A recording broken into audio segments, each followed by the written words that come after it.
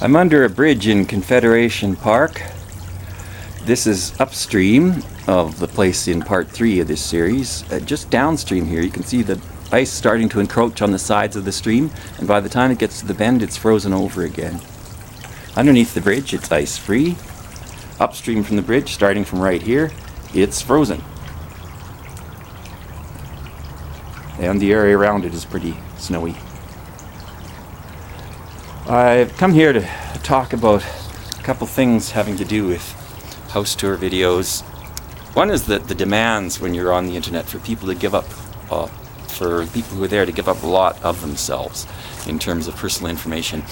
And I've seen a few internet people, particularly a couple of ASM artists, kind of apparently crash and burn because of having to give out too much of themselves online.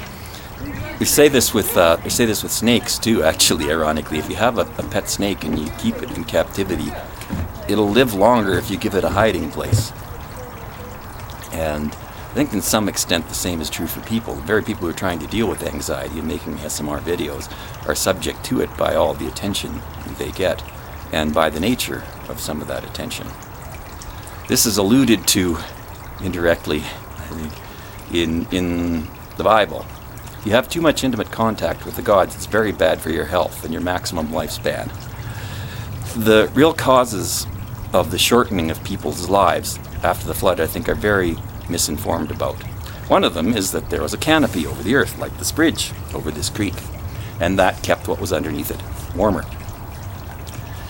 And when this disappeared, it also subjected people to more radiation, unlike the shade I'm under right now, and this supposedly shortened their lifespans. And people who are doing this, I think, are not only promoting bad science, but bad religion as well, because they're not looking closely at the scripture. The real cause of the shortening of people's lives before the flood, I think, is the coming into the daughters of men by the sons of God. Every time there's intimate contact between gods and people, their lifespan is shortened. First with Adam and Eve, who look for the tree of knowledge, eat from it, and are denied access to the tree of life. They don't die immediately like they're told they will in any obvious sense. They could perhaps die spiritually, but they don't have access to the tree of life and potential life without aging anymore. That's a big reduction.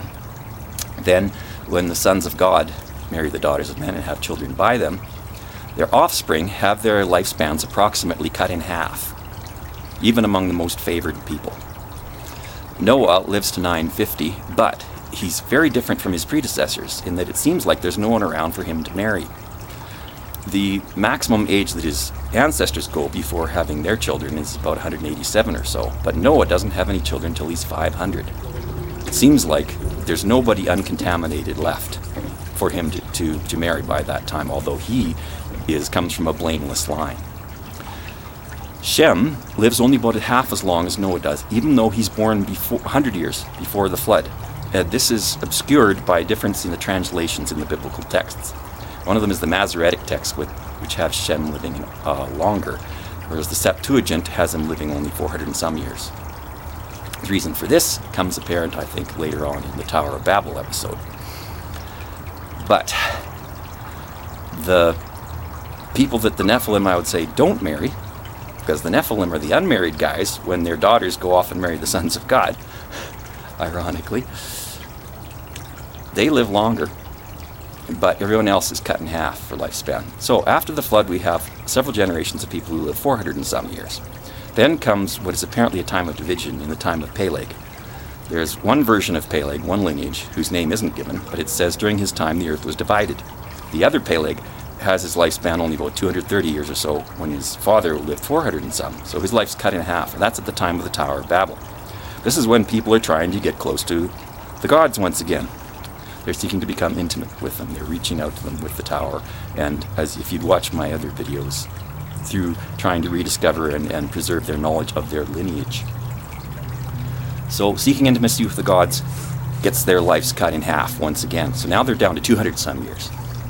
Then when you get toward the time of Abraham, for unknown reasons, the lifespan is shortened a little bit more. Abraham's father lived to be about 205. Abraham himself, the best friend of God, lived to only 175. So he's very close to God, and that seems to cut his life shorter again.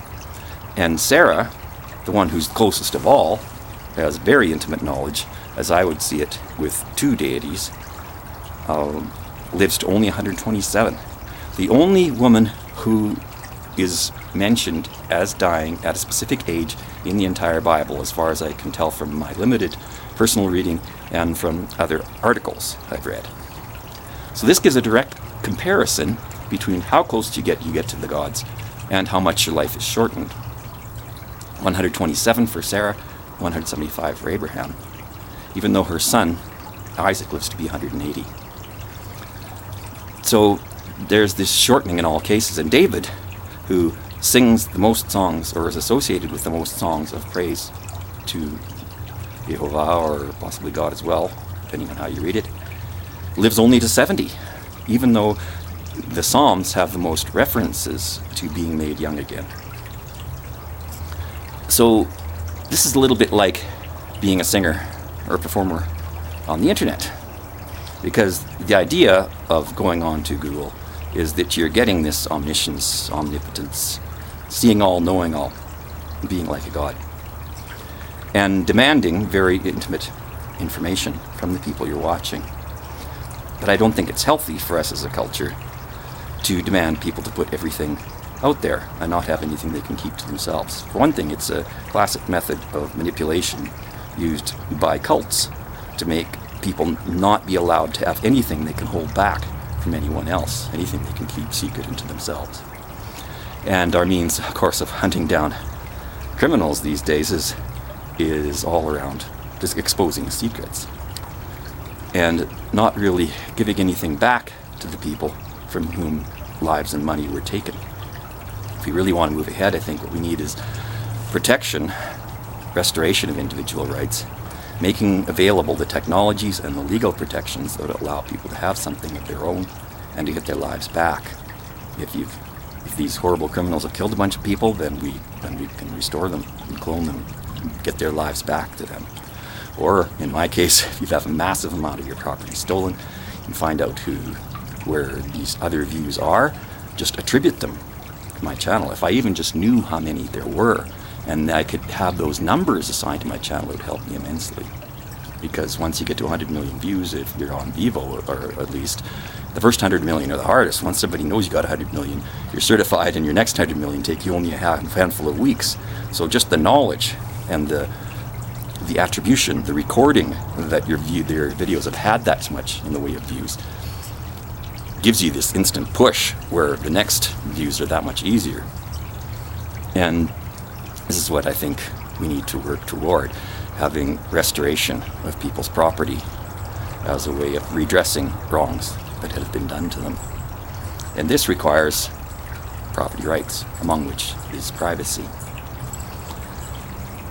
So, sitting here on the bridge, my form of privacy, and not impinging upon other people's property rights any more than I have to. Although this is a group creation, this stream probably wouldn't exist if it weren't for the irrigation in the summer of people's land. The combination of urban desert and urban forest created by the impermeable roofs of their houses and their sometimes overwatered lawns, and the building of storm sewers upstream. The place where I filmed my initial videos in the No Sangreal series was on Nose Hill, upstream from here and uphill from here. And the water, I presume, seeps down from there. And it used to collect and pond in places like Brentwood and Charleswood. They were swamps before they were developed.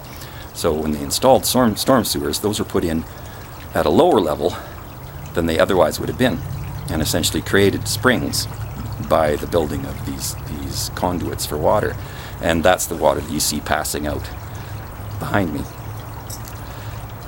So these activities, the irrigation, the flooding in some places and shedding of water in others, and the piping of the water have come together to create this stream. I've wondered how to create a story for myself, because they say if you want to be a personality, or especially if you want to be a musician, not that I'm exactly a musician, but you're supposed to have a story for yourself, and it's something that people can be told. And it's hard to do this without impinging on privacy. I had some people at one point who dumped some pictures, wedding and family pictures, in a recycling bin that I'd set aside to put books in. And I thought people would take books in and take books out of them and put books in. But instead, I got these family pictures, and I thought, okay, I'll put tape over their eyes and portray them as my fictional family. But I thought, oh, maybe people would still be able to tell who they are, and they'd think they're adult film actors if they saw them. So I couldn't go ahead with that plan. So I'm still wondering how to create an online persona. And I thought I'd start with a pet. So I've got a penguin here. Well, maybe people can think of some names for this penguin. I'll try to light him up here and show him to you.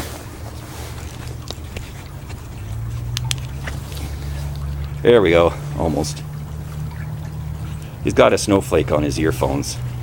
So it could be maybe an asthma artist or something like that.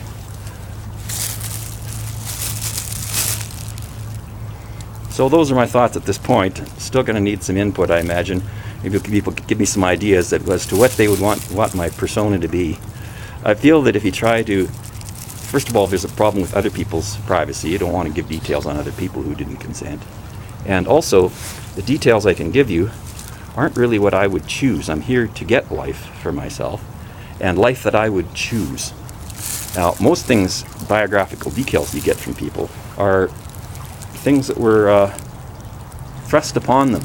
Details of things over which they had no real control.